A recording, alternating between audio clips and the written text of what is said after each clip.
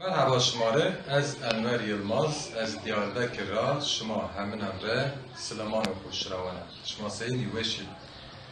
سگ ما پیرو زون ما زفتایی هم قصه کردش و خواهاتی که زون ما ده استی بس نکنیم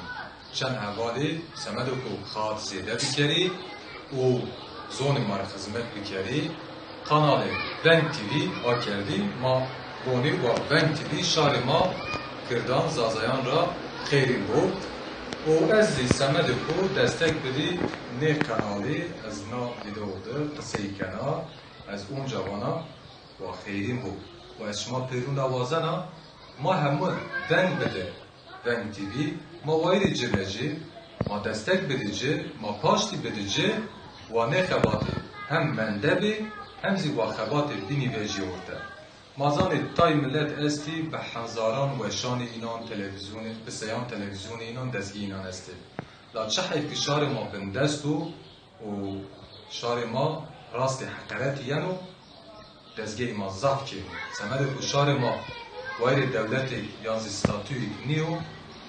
سمد باکوری کردستانی وانا و خباتی کینی و لازم و ما بخوب امکانان خود دستگیان خود آوان بکه ای که خواهد کنی ما دستک بده اینان و حوالی که ونگ تیوی آوان کردی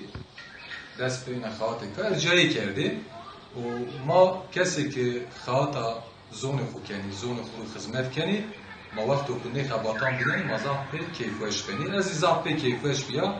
و چه دستی ما را بیر ما هدکاری حوالان بکه و از وازنش مازی هدکاری حوالان بکری و ونگ تیوی خیلی بو و بو ونگ شاری ما